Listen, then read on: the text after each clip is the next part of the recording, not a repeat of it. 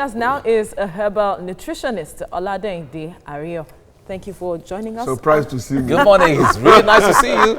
You are an all-around Nigerian, I must say. Good morning. Good morning. Nice to to see be you. here. Good to see you. Now talk to us. What makes a man infertile? And in what context do you describe a man as infertile? Well, to start with, let me try to explain what infertility means. Okay. Usually or expectedly, when a man and a woman gets together on the married platform now, which is universally acceptable, it's expected that within a given time frame, usually 12 months, there must be conception. And where Or there should be. Well, there must be. It's expected. It's taken as given. And where this does not occur, it then becomes assumed that one of the two parties is infertile or has some issues.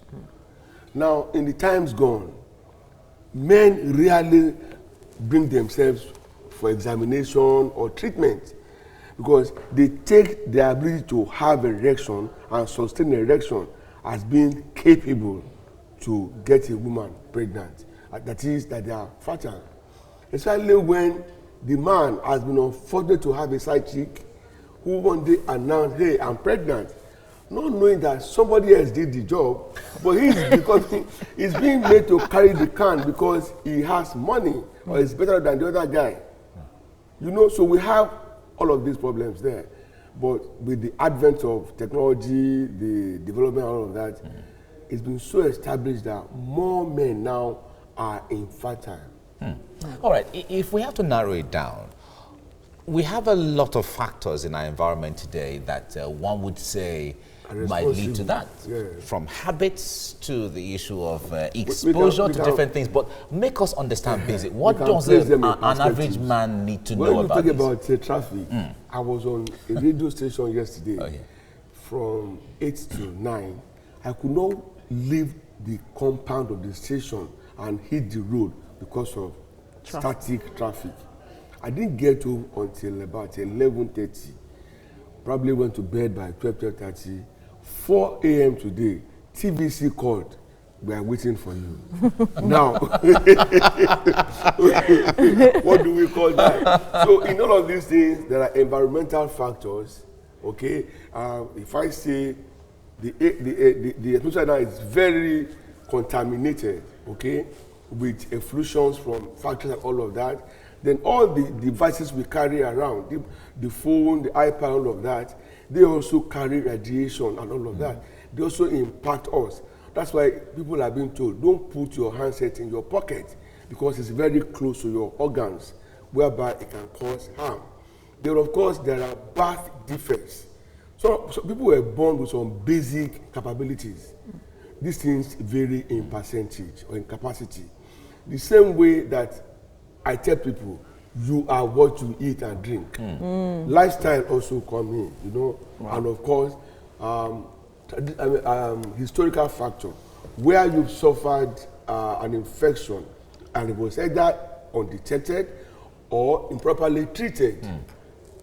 It goes to do a lot of damage. All right. I wish we had the time to talk about all of these and also to educate on how to manage and all of that. But certainly we'll talk about this as we get along. Thank you very much, Dietary, for your insight into this. Thank you so much. Thank you. All right.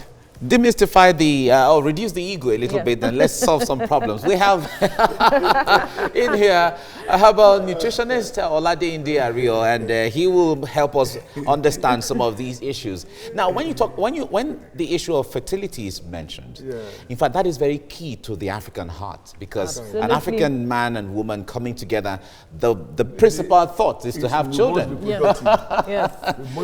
All right. Not taking it away from the fact that Africans are very energetic, naturally. But let's come to the issue of fertility. What really constitutes fertility or infertility as we see it? Well, I will not be professional now in my choice of words. Okay. I don't want to just drop jargons that will leave people confused, you know, the more. The moment, like I said earlier on, when a man and a woman have been living together and copulating, okay, and they could not achieve conception, it is assumed that either of them has challenges, okay? But we must always isolate who by surrendering them to examination, medical tests. But you see, we find out that men will rarely agree to be tested. They consider it demeaning and disgraceful, bringing myself to be examined or whatever, forgetting that the way the ladies also have walked the way of sin, let's put it that way, we men also, we have fumbled.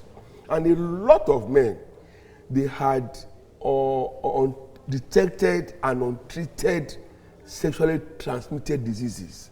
And when these things stay in the system for so long, they will have done massive damages, especially to the organs responsible for production.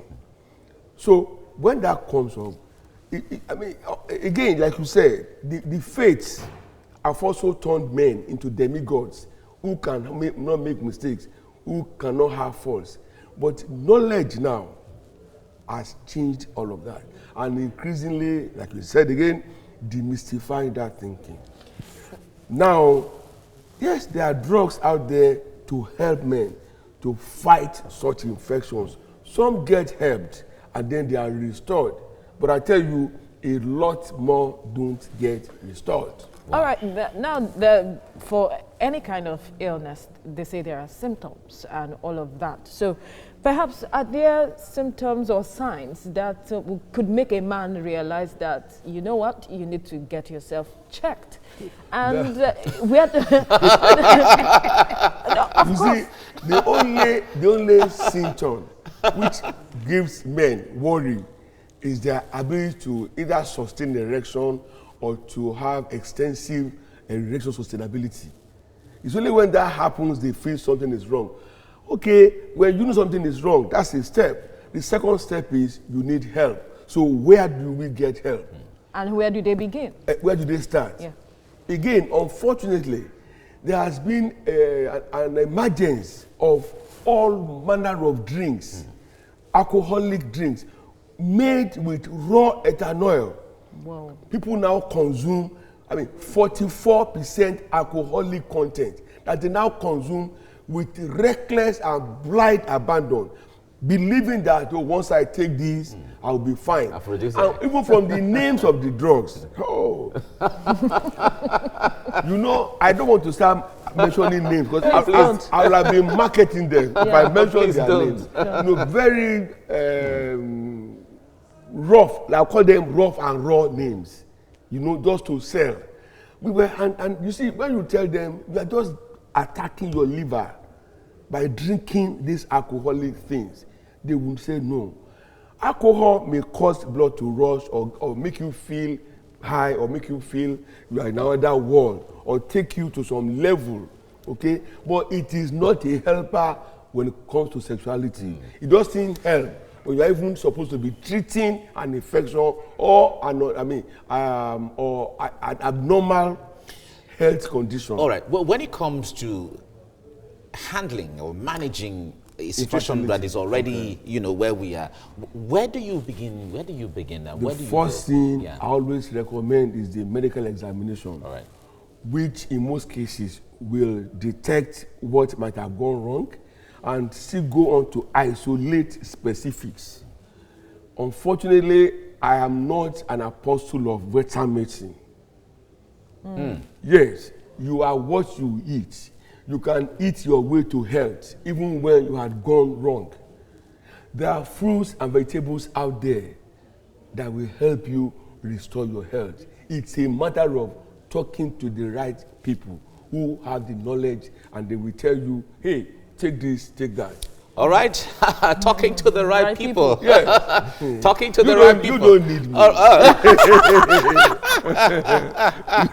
have your certificate is here. All right, thank you very much, Olade Dietary, for coming on the program right now. Thank you. Right now, to make sense of this issue is herbal nutritionist Olade Dietary. Thank you for joining us on Dietary Breakfast. Yeah. All right, so much to talk about when it comes to male infertility, but by way of saying you are what you eat and you are a herbal nutritionist, so to speak, what kind of nutrition should people who find themselves in this situation? Oh, so you want me to start discharging my calling free of time? That is why you're here. You're educating people. Okay. Like I said earlier on, I may not be specific so that people will not get into practicing what they don't actually understand. But we are not going to deny that virtually everybody understands that vegetables and fruits, they go a long way in helping our body. They go a long way in helping our constitution, okay, both biologically and chemically. So I'll simply advise that in arranging your meals, especially those who are in urban centers like Lagos, imagine this morning at 5:30, we're already having traffic jams. And a lot of people are on the road looking for buses. That tells you it will be a bit difficult for them to eat what they should eat, especially when you eat on the streets. But I'll simply say, for me, in the morning, it's always fruits, vegetables, and mixes. The only time I eat cooked food is in the afternoon, when I know that before evening time, it will have been, milled out of my system. And when I get back home too in the night, I always go soft with myself too. Whereas a lot of us will eat amala in the morning, fufu in the afternoon, and eba at night. Because 6 to 6, all of those things. And some eat as late as 10, 11. And then just go to sleep. Exactly. Yeah. All of these have to stop. It is good to exercise. I don't recommend jogging. Okay? Yeah, why? Because you must understand the state of your body before you go into jogging. Jogging is strenuous. It's demanding. But brisk walk of 30 minutes a day will do you a lot of goods. What matters is regularity. Keeping fit and bodybuilding, they are two different things. If you are working to keep fit, you don't need all those strenuous exercises. But for those who want to build their muscles or whatever, yeah, they can take time off, and do all of that. No wonder you have a very fresh skin and fresh look. I will tell them what they're looking for. All right, now where we find ourselves in our society, we have so much cultural influence on our people. I call it we have a lot of influence. religious influences on our people. Influence, in the sense that, over the time, we have developed this unwholesome appetite for foreign diets, foreign foods. And this thing has taken a very bad turn on our health. Suddenly, we have a blow in the number of eateries that you see around, serving foreign foods. It took time before some of them started incorporating local foods, whereby you could now walk into them and eat amala and ofada and all of that, okay? And gradually, the campaign is on. The only thing is, government is not doing enough through mass orientation, encouraging people to go for organic foods. Not only that, my flower garden naturally became my vegetable garden, though I have a bigger garden elsewhere. Easily, I walk in there, pick things, for consumption. Okay? And we can plant some of these things, scent leaf, bitter leaf, ugu, and all of that. You can plant them, load those little pepper. You can do them with ewedu, okra. Right. Whereby if you want to eat, you simply go there, pick. All right. They come farm fresh. So ultimately, the summary of everything is eat healthy and especially organic food. Yeah. One. And then do some little exercise. Two. Go ahead. Not being strenuous necessarily. Go ahead. And then stay away from all of these chemicalized canned foods and more. Then, can't you do my job for me? Now I'll add more to it. Okay. It's also important that you drink plenty of water. Water, yeah. Your body must continually be rehydrated. It helps your metabolism. Okay. Then number 5, which you didn't add, is you must get enough sleep. Very Your important. body must rest. You don't flog the same body over and over and think, oh, I can carry on. All right. Now, when your clothes get dirty, you wash your clothes. In the same way, you must eat food that will keep your system. All right. Thank you so much, Olade Dietary. Rio. Thank If you I'm very coming back with invoice. Of course, it will be sent to you. Oh, Thank yeah. you. Trust us.